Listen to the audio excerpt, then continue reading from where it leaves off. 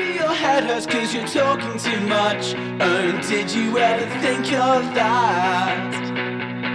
And if you're quiet, maybe we could relax. Oh boy, don't get smart with me. I never learned to breathe, breathe, breathe, breathe. I never learned to breathe, breathe, breathe, breathe. Oh darling, can't you see, see, see, see, see, fly?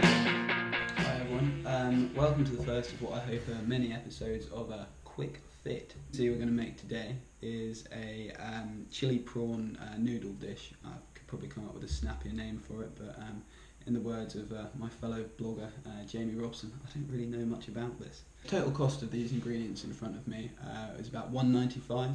So if you compare that with a very similar dish that Tesco's do, which is £3.50 I think, and I can probably guarantee you isn't going to taste as nice as this, and also it definitely isn't as healthy. I'll just run you through the ingredients quickly. So we've got some spring onions, which I think they look pretty nice and they do add a bit of flavour to the whole thing. We've got some green beans and some courgette, as well as 2 tomatoes, some garlic and some ginger, which are really important for giving flavour to anything whilst keeping it healthy, which is quite a hard thing to do. We've got 2 nests of noodles. A lot of people would probably prefer to have one, but like I said, I think carbs are pretty important. We've also got some prawns here, really low in fat, very high in protein, which is sort of what bulks out the dish. If you are vegetarian, these can quite easily be replaced with like corn chicken or something like that, so it's pretty easy to sort of tamper and make it your own basically. So just to compare those stats that I gave you for the nutritional content of this dish with the similar version from Tesco's that I mentioned. The fat content of this Tesco's dish, which actually weighs less than this, so is a smaller portion, is 8.4 grams, so that's about over 4 times the amount of fat that's in here. The sugars is 10.4, which again is about is well over 5 times the amount of sugar that's in this dish.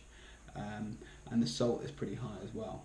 So the protein in that is about 15 grams, which is considerably less than the 27 or so that's in this. So overall you can see the benefits of this, and also I hope it's going to be a bit of fun to eat. So I'm going to get on and show you guys how to make this. Guys, the first ingredients you want to start with are going to be the tomatoes, garlic and ginger. Cool way to cut this up nice and fine really quickly. So you take the outer bit off, I don't know what you call it, the husk, chop off that other bit at the bottom, and then put it on its side and cut the whole thing in half. You then take it and lengthways make some little slices, not quite slicing all the way to the end. What's created is this sort of little fan shape. You then put it down and you just cut across the end like that. And what you can see is I've produced some really nice finely chopped garlic without requiring a huge amount of skill. These next few. Yeah, that's the next one done. So basically you've got the idea there of how to do it. The ginger, and the quickest way to get this horrible skin bit off is that you want to take slices off around the outside just to get rid of that skin. As you can see in about 3 or 4 slices. I'll then slice down the middle of this. Across there a couple of times. Again, just bang those out. What you've got is really nice cubed ginger. The tomato, we can treat that in a fairly similar way to these other bits. You'll probably see the theme, which is basically to reduce the number of cuts you actually have to make. So go straight down the middle, keep holding it, and then a cut sort of halfway through each half. Then lay those bits down flat, and you can just bust across the sides and like that. Obviously it helps to have a sharp knife like this one. Another good trick if you're not too confident with a knife for tomatoes is to use a serrated one. It just tends to be able to get through the skin a bit faster, whereas if you use a blunt knife, so if I show you with the back of this, you try and chop a tomato, you basically just sort of push it around and it doesn't go very nicely and squashes the tomato. Whereas if you want to keep it nice and whole, very simple way to do it. Now what I've got here is a wok with just a little bit of oil in. I'm going to put that on about a medium heat, and we'll let that just heat up until it starts to go a little bit runny. I'm going to come in and I'm going to add that garlic, ginger and tomato that we cooked up earlier. And this is just a chance to let the garlic and the ginger really sort of infuse into the oil, and it also just cooks down those tomatoes because we want those to make the base of our sauce. So whilst that's all in, Give it a quick stir about, make sure it's all nicely covered in oil so you don't get any burning on the bottom of the pan. And we'll leave that be for a little while. Just whilst those other bits are frying down, we're going to take the courgette. This is a fairly manky courgette, so I'm just going to take a little bits off. So we take that, lop that woody bit off the end.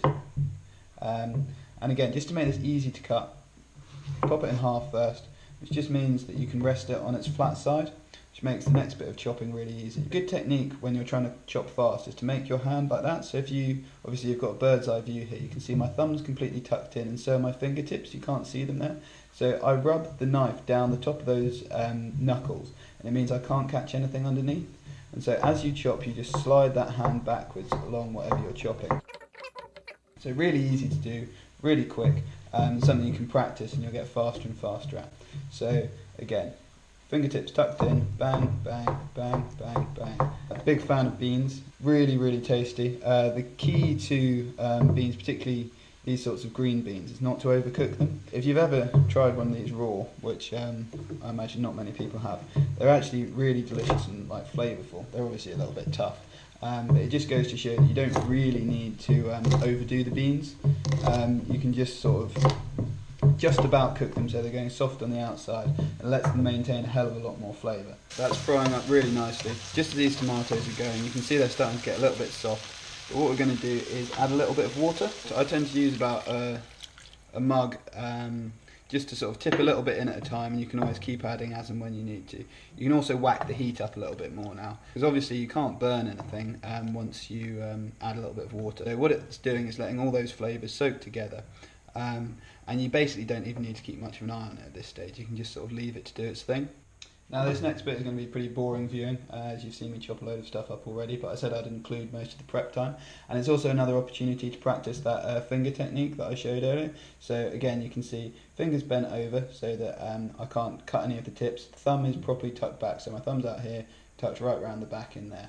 So the first thing to do is just lay these two spring onions side by side. So lob off those ends, and again holding these quite tightly. So again, using that technique, you just slide through.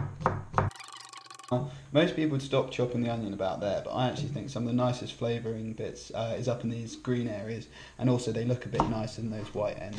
So if you just keep going, there's absolutely nothing wrong with this part of the onion. Really nice.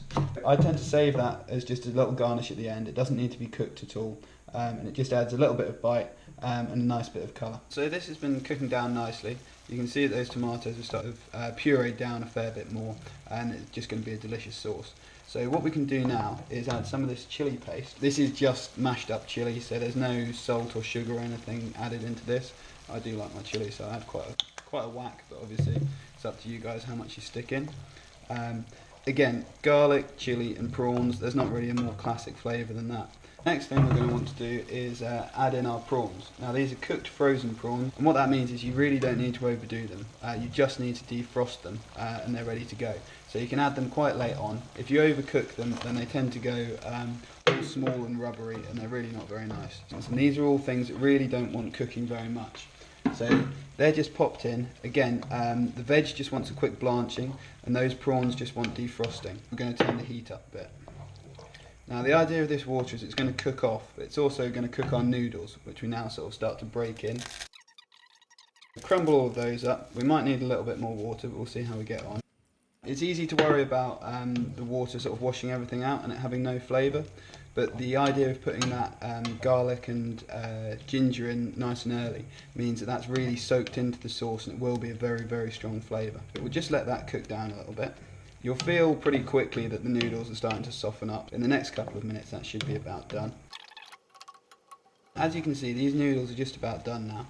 And what any good chef will tell you is to always try your food as you're cooking it. You just want a little bit of the sauce, let it cool a little bit, and just see that the flavour is all there, and it's going to be hopefully absolutely delicious. So that's really nice. The chili's come through, so is the garlic and the ginger. It's a really well balanced dish. Turn the heat off now. We'll pop on those spring onions that we chopped up earlier, and they're just going to add another bit of crunch and a bit of green on there too. There it is, our first dish. As you can see, huge amount of food. Is going to probably keep an average person fed for 2 days, but I am particularly hungry, so I think that's going to be just right for me. So guys, after all that, here it is. A lot of that water's cooked off now, and it's a really nice, delicious noodle dish. The smell is absolutely lovely. Hopefully you'll enjoy that too when you get the chance to cook it. This is my pile of washing up. One knife, one spatula, one wok and one chopping board. It's not really going to be back-breaking work. So a delicious meal, really cheap, really healthy. There'll be a little bit of salt in the prawns, but if you compare that to like your traditional stir fry, the sugar and the salt and fat levels are going to be absolutely minimal. So hopefully you enjoy it as much as I plan to tomorrow. And I'd really like it if you tune in again for some more ideas. Hit that like and subscribe button if you enjoy this, and we can get ripped together. Cheers guys. There was a time when you could actually think, and boy, you know that time was great.